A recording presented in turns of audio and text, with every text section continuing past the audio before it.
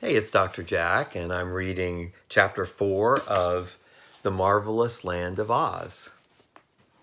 And we last left the story. Tip had escaped with Jack Pumpkinhead from the Mombi, who turned out was pretty much a witch. The boy, small and rather delicate in appearance, seemed what embarrassed at being called father by the tall, awkward, pumpkin-headed man, but to deny the relationship would involve a long and tedious explanation.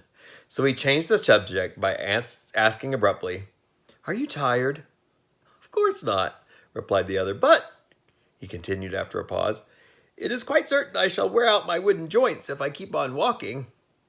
Tip reflected as they journeyed on that this was true. He began to regret that he had not constructed the wooden limbs more carefully and substantially.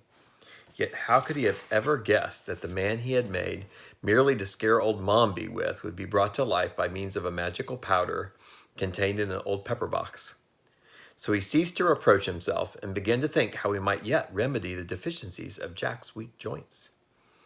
While thus engaged, they came to the edge of a wood, and the boy sat down to rest upon an old sawhorse that some woodcutter had left there. "Why don't you sit down?" he asked the Pumpkinhead. "Won't it strain my joints?" inquired the other. "Of course not. It'll rest them," declared the boy. So Jack tried to sit down, but as soon as he bent his joints farther than usual, they gave way altogether, and he came clattering to the ground with such a crash that Tip feared he was entirely ruined.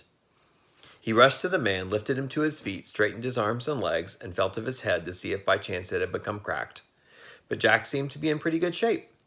And Tip said to him, "I guess you better remain standing hereafter. It seems the safest way." "Very well, dear father, just as you say," replied the smiling Jack, who had been nowise confused by his tumble. Tip sat down again. Presently the Pumpkinhead asked, "What is that thing you are sitting on?" "Oh, this is a horse," replied the boy carelessly. "What is a horse?" demanded Jack. "A horse? Why, there are two different kinds of horses," returned Tip, slightly puzzled how to explain. "One kind of horse is alive and has 4 legs and a head and a tail, and people ride upon its back." "I understand," said Jack cheerfully. "That is the kind of horse you are now sitting on." "No, it isn't," answered Tip promptly. "Why not? That one has 4 legs and a head and a tail." Tip looked at the sawhorse more carefully and found that the Pumpkinhead was right. The body had been formed from a tree trunk, and a branch had been left sticking up at one end that looked very much like a tail. In the other end were 2 big knots that resembled eyes, and a place had been chopped away that might easily be mistaken for the horse's mouth. As for the legs, they were 4 straight limbs cut from trees and stuck fast into the body, being spread apart so that the sawhorse would stand firmly when the log was laid across it to be sawed. "This thing resembles a real horse more than I imagined," said Tip, trying to explain. "But a real horse is alive and trots and prances and eats oats, while this is nothing more than a dead horse made of wood and used to saw logs upon." "If it were alive, wouldn't it trot and prance and eat oats?" inquired the Pumpkinhead. "It would trot and prance, perhaps, but it wouldn't eat oats," replied the boy, laughing at the idea. "And of course it can't ever be alive because it's made of wood."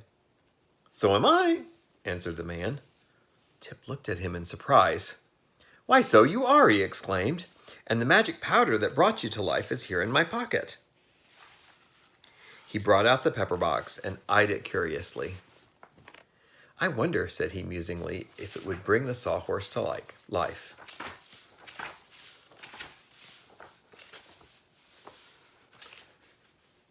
"If it would," returned Jack calmly, for nothing seemed to surprise him, "I could ride on its back, and that would save my joints from wearing out." "I'll try it," cried the boy, jumping up. "But I wonder if I can remember the words old Mombi said and the way she held her hands up." He thought it over for a minute, and as he had watched carefully from the hedge every motion of the old witch and listened to her words, he believed he could repeat exactly what she had said and done. So he began by sprinkling some of the magic powder of life from the pepper box upon the body of the sawhorse. Then he lifted his left hand with the little finger pointed upward and said, "Wee-ah!" "What does that mean, dear father?" asked Jack, curiously. "I don't know," answered Tip. Then he lifted his right hand with the thumb pointed upward and said, "Tia!" "What's that, dear father?" inquired Jack. "It means you must keep quiet," replied the boy, provoked at being interrupted at so important a moment. How fast I am learning, remarked the Pumpkinhead with his eternal smile. Tip now lifted both his hands above his head with all the fingers and thumbs spread out and cried in a loud voice, "Pia!" Immediately the sawhorse moved, stretched its legs, yawned with its chopped out mouth, and shook a few grains of powder off its back. The rest of the powder seemed to have vanished into the body of the horse. "Good," called Jack, while the boy looked on in astonishment. "You are a very clever sorcerer, dear father."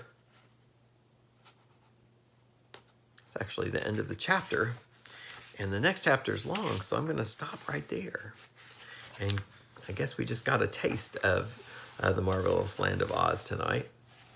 But I will show you a picture of Tip sprinkling the powder of life on the sawhorse. And it does look a bit like a real horse. It's got the, and then here he is after he's come to life.